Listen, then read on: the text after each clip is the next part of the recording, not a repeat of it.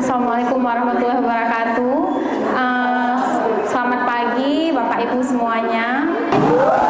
Jadi sebelumnya perkenalkan dulu Bapak Ibu, saya Dr. Nona Suci Rahayu, spesialis neurologi.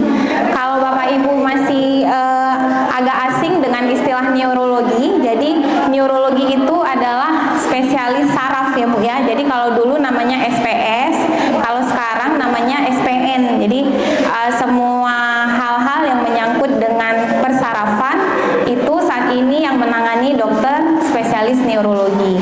Nah, pada hari ini saya diberikan kesempatan untuk sedikit sharing, berbagi dengan Bapak Ibu yang sudah hadir mengenai topik Alzheimer. Nah, mungkin ada yang masih asing atau mungkin ada yang sudah pernah dengar sebelumnya ya. Sebenarnya apa sih Alzheimer?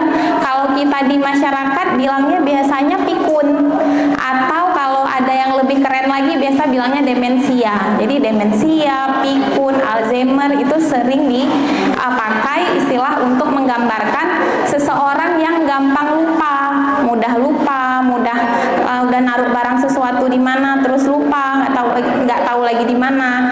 Nah, demensia, pikun atau Alzheimer ini adalah ranah kami dokter saraf itu gangguannya di bagian persarafan, di bagian otak. Nah, kebetulan bulan September lalu, ini udah lewat nih, kebetulan hari ini kan tanggal 1 Oktober ya Bapak Ibu ya. Bulan September lalu itu bulan peringatan Alzheimer sedunia. Jadi mungkin untuk informasinya supaya kita semua kenal sebenarnya apa sih pikun itu, kenapa sih bisa orang jadi pikun. Sebenarnya pikun itu normal nggak sih? Atau wajar nggak sih? Perlu minum obat nggak sih? Nah, jadi hari ini mudah-mudahan bisa memberikan gambaran kepada Bapak Ibu ya. Sebelumnya kita simak dulu ya Bapak Ibu video yang dibuat oleh dokter saraf se-Indonesia mengenai apa itu Alzheimer atau pikun. Silakan.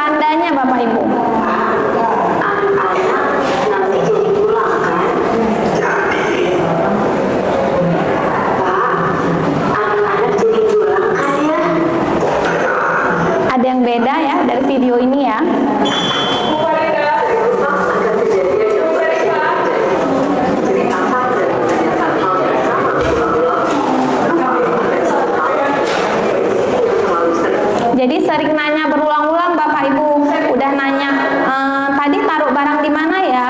Nah, terus nggak lama nanya lagi, naruh barangnya di mana ya? Nah, itu nanya yang berulang-ulang merupakan satu tanda. Ini tanda yang kedua Bapak Ibu.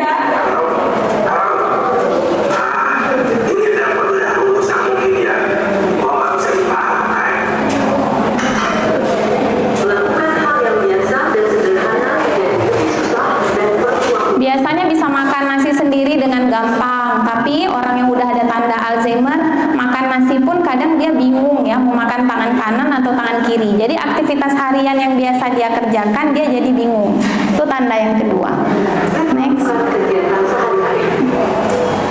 Dari tadi nulis perencanaan keuangannya, kok nggak selesai-selesai? Seringkali sulit merencanakan atau menyelesaikan tugas sehari-hari.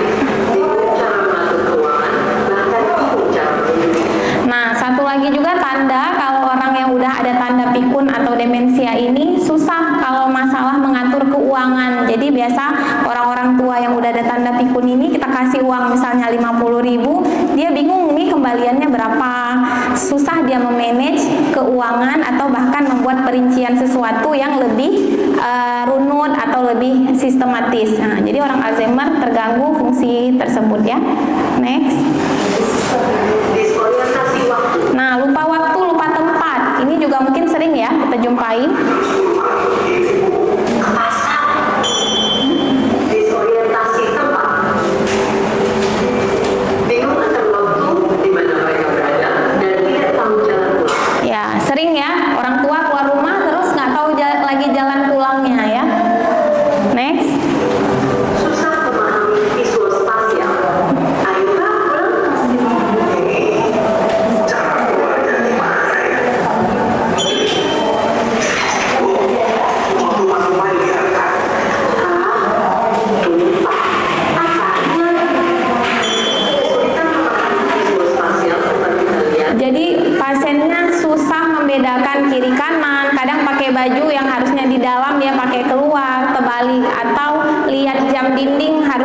lihatnya di angka 1, dia lihatnya di sisi yang sebelahnya. Jadi susah membedakan kiri kanan, jauh dekat gitu ya. Jadi itu terganggu pada pasien-pasien Alzheimer. Next. Gangguan komunikasi. Pak, kemarin itu apa namanya? Itu loh, jam ini ibu di Maksud ibu jam tangan. Nah, ada yang pernah gitu mau bilang jam tangan atau bilang jam dinding. Nah, itu tandanya salah satu ada gangguan Alzheimer. tetapi melanjutkan tidak pada tempatnya. Nah, Pasti kamu yang dia. nah curigaan ya.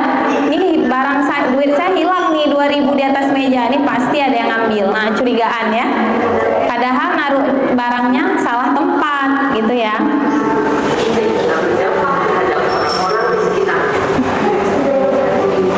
Salah membuat keputusan.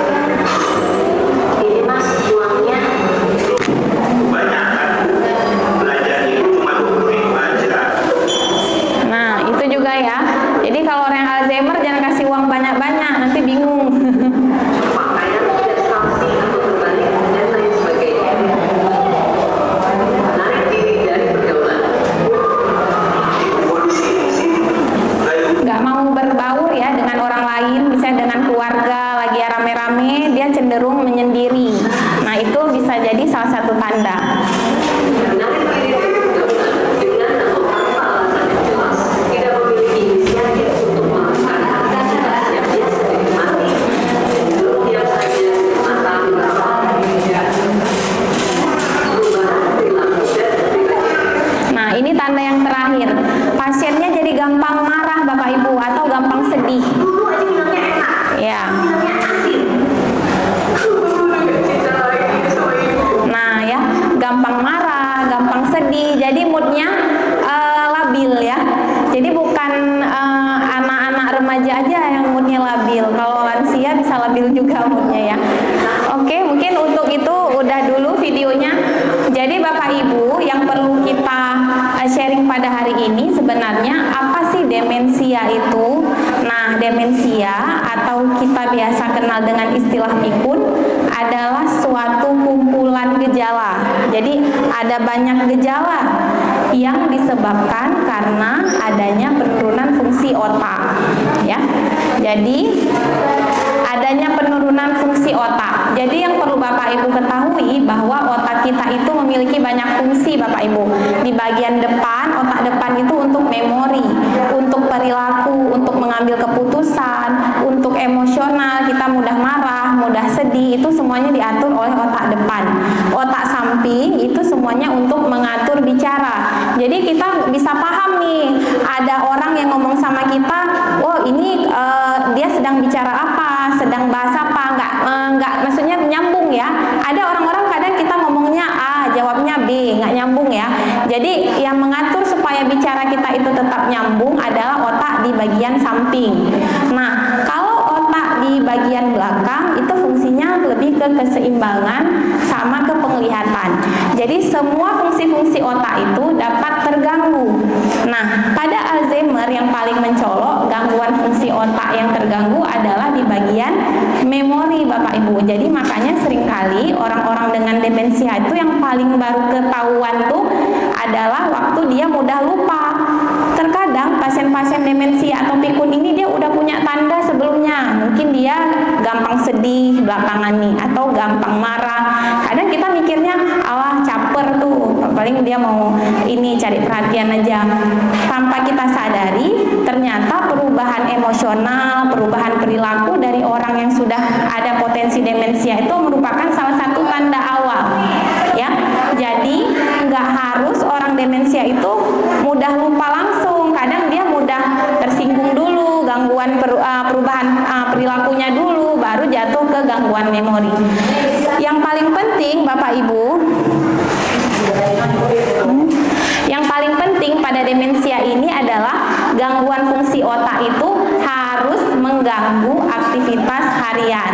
Jadi kalau dia ada gangguan fungsi, misalnya dia mudah lupa atau dia gampang sedih, tapi semua keluhan dia itu tidak ada gangguan keharian dia tetap bisa beraktivitas biasa, bisa berinteraksi dengan orang banyak, itu belum termasuk demensia. Jadi demensia itu harus terjadi gangguan pada aktivitas harian si pasiennya.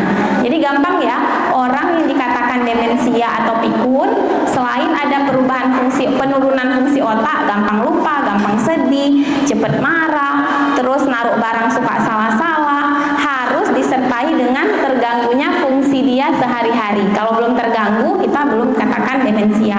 Dok, saya sering dok lupa naruh barang. Sebenarnya orang muda bisa nggak sih demensia atau pikun? Ada yang tahu? Jawabannya bisa. Jadi demensia itu nggak harus terjadi pada usia 60 tahun ke atas. Jadi nggak ada, dok mana mungkin saya pikun, saya kan masih muda, 25 tahun ya. Jawabannya ada ya. Jadi tapi kejadiannya jarang, namun ada ya. Nah, ini dia ya kumpulan gejala demensia tadi, terganggu di cara berpikir, terganggu di memori, terganggu di gaya bicara, kemampuan dia bicara, kemampuan dia bergerak, dan kemampuan dia berinteraksi. Kayak di video tadi Bapak Ibu nanyanya berulang-ulang ya, Pak anak kita kemana? Selang 2 detik nanya lagi, Pak anak kita kemana ya. Jadi kalau udah nanya berulang-ulang selang cuman berapa menit atau berapa detik, itu sudah ada salah satu tandanya ya. Nah, penyebabnya apa sih dok seseorang bisa terjadi demensia atau pikun? Ada banyak, salah satunya bisa karena usia. Usia memang secara teorinya di atas 60 tahun baru banyak yang mengalami pikun. Tapi tidak menutup kemungkinan orang-orang yang dengan ada faktor risiko lain, misalnya di usia muda pun dia bisa terjadi demensia. Nah, jenis kelamin, riwayat keluarga itu ada hubungannya, ada pengaruh untuk terjadinya demensia. Misalnya di keluarga kita ada satu orang yang ada potensi pikun, misalnya nenek atau kakek. Tidak menutup kemungkinan kita garis keturunannya itu berpotensi mengalami pikun di kemudian hari ya. Jadi ada hubungannya. Kemudian ini usia, jenis kelamin sama riwayat keturunan tuh nggak bisa diubah Bapak Ibu. Kita kan nggak bisa ngubah jenis kelamin kita ya kan. Jadi ini faktor risiko yang nggak bisa kita ubah. Tapi ada faktor risiko yang bisa kita ubah. Misalnya riwayat darah tinggi, kolesterol, darah kencing manis, diabetes maksudnya, merokok sama mager ya. Anak muda sekarang sering mager ya. Jadi enaknya duduk di warung kopi gitu ya, nggak kemana-mana, browsing, main game ya. Jadi aktivitas fisik atau aktivitas hariannya itu sangat kurang, banyak duduknya. Jadi aktivitas ini, faktor-faktor risiko ini bisa jadi salah satu penyebab yang dapat kita ubah untuk mencegah terjadinya faktor risiko demensia di kemudian hari. Nah, sebenarnya dok, demensia sama Alzheimer itu sama nggak ya? Nah, nanti kadang-kadang Bapak Ibu kalau di jalan lihat Hari Alzheimer Sedunia, terus ada demensia sedunia. Sebenarnya demensia Alzheimer sama nggak? Jawabannya sama, tapi tidak persis sama ya. Jadi demensia itu gangguan memori yang mengganggu aktivitas karena banyak hal. Bisa karena stroke, bisa karena ada riwayat infeksi di otaknya, bisa karena ada zat-zat beracun, misalnya pasiennya peminum alkohol atau narkoba, atau karena kekurangan vitamin-vitamin di otak. Jadi semua penyebab yang menyebabkan turunnya fungsi otak itu namanya demensia. Tapi kalau Alzheimer, fungsi otaknya terganggu karena proses penuaan. Jadi kalau ada orang tua, dia nggak punya darah tinggi, nggak punya riwayat gula, sehat-sehat lah orang tua kita nih ya misalnya. Tiba-tiba dia umur 70 tahun pikun, tapi sebenarnya nggak ada riwayat-riwayat yang lain. Kemungkinan kita curigai penyebabnya demensia Alzheimer. Jadi demensia Alzheimer itu proses penyakit otaknya itu terjadi karena proses penuaan murni. Jadi penyakit ya Bapak Ibu ya, Alzheimer itu penyakitnya. Jadi salah kalau ada di masyarakat kita masih beranggapan, dok, mama bapak saya kan memang udah tua, jadi wajar pikunnya karena udah tua. Salah ya. Jadi makanya ada slogan, jangan maklum dengan pikun. Jadi semua pikun itu bukan hal yang harus dimaklumi sebenarnya, harus dicari tahu penyebabnya kenapa. Apa karena ada faktor resiko, misalnya mungkin orang tua kita punya punya darah tinggi atau punya gula sebelumnya yang nggak tertangani atau nggak terkontrol. Jadi itu yang harus kita atur supaya tensinya bagus, gulanya bagus, sehingga pikunnya itu tidak memberat. Jadi Bapak Ibu, si demensia ini, pikun ini bisa memburuk dia. Bisa misalnya pertama cuma lupa-lupa hari, lupa-lupa anak siapa ya nih, padahal orang terdekat yang selalu sama dia tinggal. Tapi ini siapa ya, nggak kenal lagi. Itu pertama mulai kayak gitu. Sampai yang paling beratnya itu, tahap yang paling berat, orang pikun atau demensia itu tidak bisa melakukan aktivitas harian sama sekali. Termasuk kayak saya bilang tadi, makan nasi nggak bisa lagi. Dia bingung nih pakai tangan apa kaki ya makannya, bingung sama diri dia sendiri. Terus dia lihat ke kaca, dia nggak tahu itu muka dia atau muka siapa ya. Nah, kadang kita pikirnya gini, loh masa muka sendiri nggak kenal di cermin ya Bapak Ibu ya. Jadi itu bukan hal yang dibuat-buat, memang itu adalah proses perburukan dari gejala demensianya. Makanya kita tidak boleh memaklumi dengan pikun itu. Jadi kalau memang ada keluarga atau orang terdekat yang sudah mulai ada tanda-tanda demensia tadi, sebaiknya cari tahu kenapa sih orang tua atau orang terdekat kita itu mempunyai tanda-tanda demensia. Mungkin dia ada salah satu faktor yang ada di sini Bapak Ibu. Mungkin pernah kena stroke ya, mungkin pernah infeksi otak sebelumnya, atau mungkin pernah minum alkohol, mabuk-mabukan waktu usia mudanya mungkin ya, atau mungkin ada kekurangan vitamin-vitamin di otak yang dibutuhkan oleh otak untuk kesehatan fungsi otaknya. Nah, kalau semua ini nggak ada, tapi pasiennya itu pikun, usianya udah 60 ke atas, kemungkinan penyebabnya itu adalah Alzheimer tadi, berarti karena proses penuaan. Nah, ini tadi udah kita lihat ya Bapak Ibu videonya, sering bingung, sering lupa ya, kepribadian yang berubah-berubah. Ada nggak Bapak Ibu di sini yang orang tuanya mungkin hari ini mama kok baik kali ya, besok tiba-tiba udah galak ya, udah marah-marah sendiri, nggak tahu kita kenapa ya. Nah, perubahan kepribadian. Jadi jangan bilang udah ini nih kayak mama nih, caper nih, nggak bisa ya. Kita harus semuanya harus teliti, harus jeli sama setiap perubahan-perubahan yang terjadi dengan orang sekitar kita, apalagi orang terdekat kita. Enggak peduli ya, tiba-tiba datang keluarga, anak cucu rame-rame, nggak mau gabung, pengen sendiri aja. Nah, itu juga salah satu tanda adanya gangguan fungsi otak yang si demensia tadi. Sampai yang paling beratnya demensia itu adalah dia tidak mampu lagi melakukan aktivitas harian Bapak Ibu. Jadi sampai harus dibantu sama keluarganya, makan nggak bisa, jalan harus dipapah, banyaknya aktivitas di tempat tidur ya. Nah, kalau ada tanda-tanda seperti itu, sebaiknya segera cari tahu. Kenapa sih? Periksakan ke dokter ya. Jadi biasanya ada hal-hal yang dokter akan tanyakan ke pasiennya nanti. Di sini ya, misalnya pasiennya datang ke dokter, dia nanya, dok, orang tua saya ini sering kali lupa. Nah, jadi dokternya akan nanya, seberapa sering, apa yang biasa lupanya tuh bagian apa. Biasanya orang-orang demensia tuh lupanya adalah bagian-bagian atau hal-hal yang terdekat sama dia. Kita kan sering tuh kadang-kadang lupa yang memori yang udah lama, itu kadang wajar. Misalnya waktu lihat orang, ini kayak pernah lihat nih ibu nih, tapi di mana ya? Itu mungkin masih bisa kita maklumi ya, kalau tidak terlalu sering terjadi.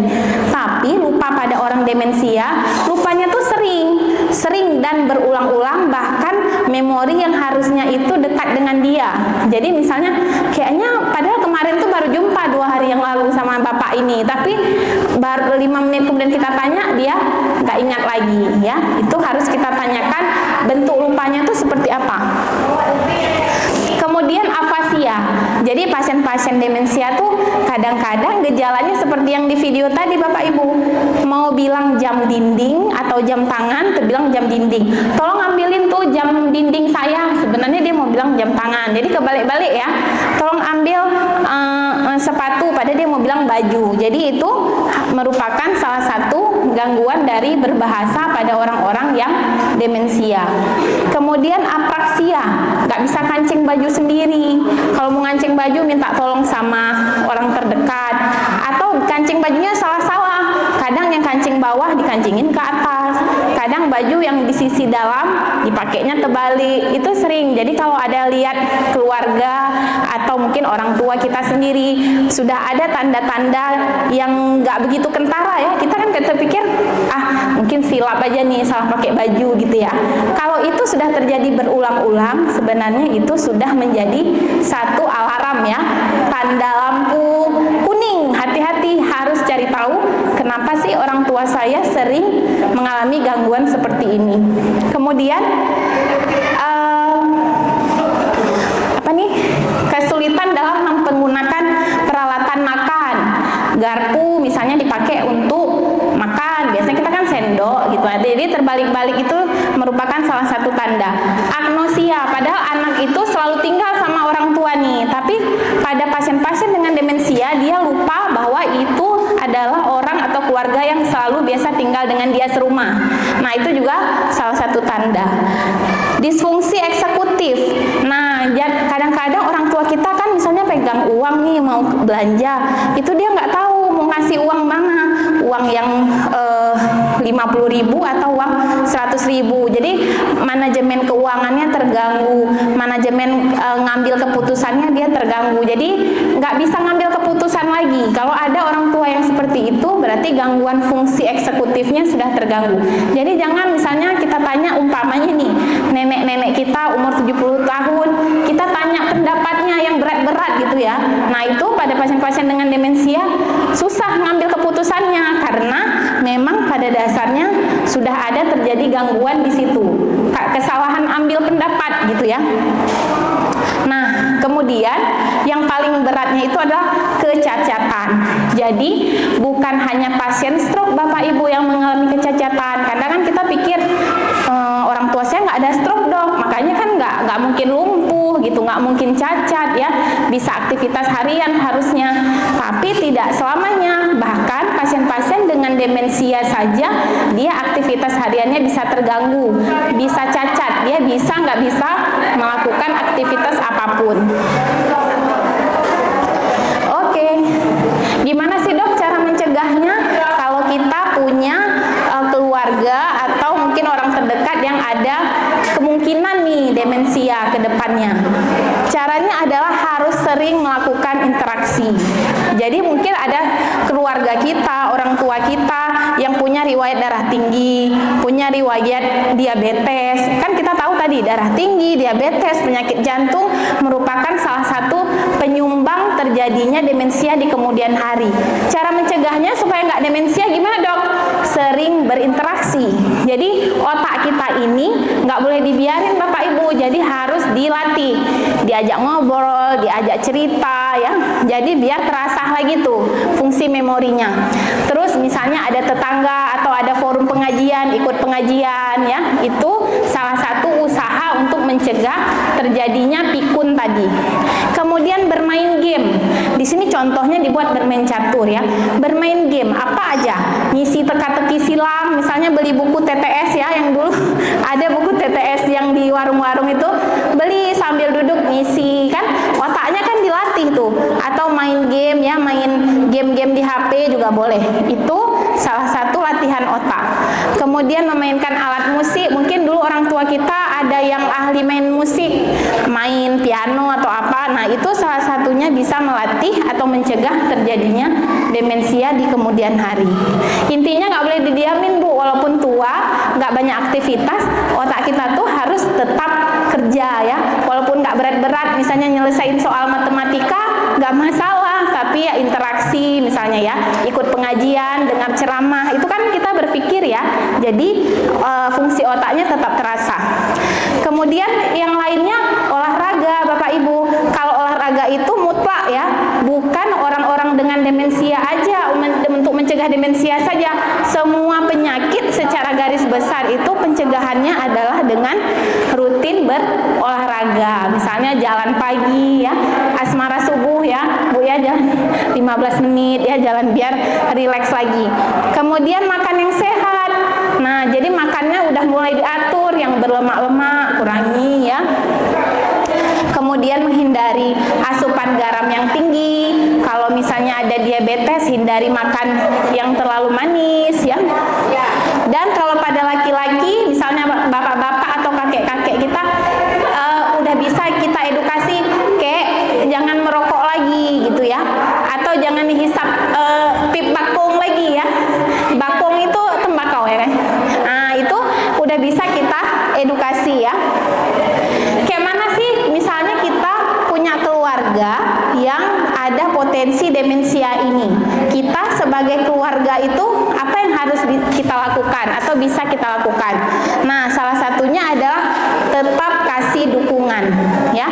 Jangan misalnya gini Bu, orang tua kita kadang suka marah-marah sendiri. Kan tadi ada salah satu tanda perubahan mood ya. Lagi baik-baik tiba-tiba marah-marah ya, labil emosinya ya. Jadi itu salah satu tanda. Kita sebagai anak atau orang terdekat malah kita marahin balik. Allah, mama ini udah tua, bisa gitu ya, kayak di sinetron ya. Nah, itu nggak boleh. Sebenarnya kita sebagai keluarga harus mensupport. Jadi salah satu yang paling gampangnya kita cari tahu, kok bisa ya mama kok belakangan nih dari sedih tiba-tiba marah sendiri, atau pakai baju sering terbalik-balik. Jadi jangan dianggap maklum udah tua. Nah, itu salah ya. Tadi udah kita sepakati bahwa kita tidak boleh wajar atau tidak boleh memaklumi pikun, karena pikun itu sebenarnya adalah gangguan ya. Jadi harus dicari tahu. Kemudian bantu kegiatan harian. Misalnya bajunya terbalik-balik ya, bantu dipakein lah gitu ya. Atau nggak bisa mandi, nggak bisa makan sendiri ya, bantulah gitu ya. Itu bantuan dari kita sebagai orang terdekat. Yang terakhir ini yang paling penting, hindari barang-barang yang berbahaya. Kenapa? Kadang kan orang-orang lansia ini yang punya tanda demensia, dia kan tadi ada salah satu tanda nggak bisa membedakan lagi barang ya.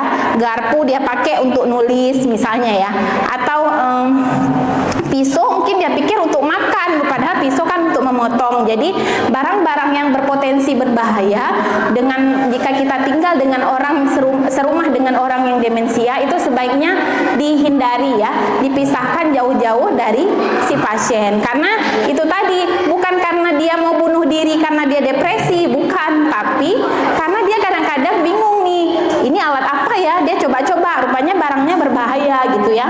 Jadi harus dihindari. Kemudian pasang interior rumah yang aman buat keluarga atau orang tua kita tersebut. Misalnya ya pasang tempat tidur yang ada pengamannya, atau pasang toilet yang tidak jongkok ya, toilet duduk, itu salah satu upaya. Nah, kalau ada tanda kayak gitu, apa yang kita lakukan? Segera periksakan ke dokter. Kalau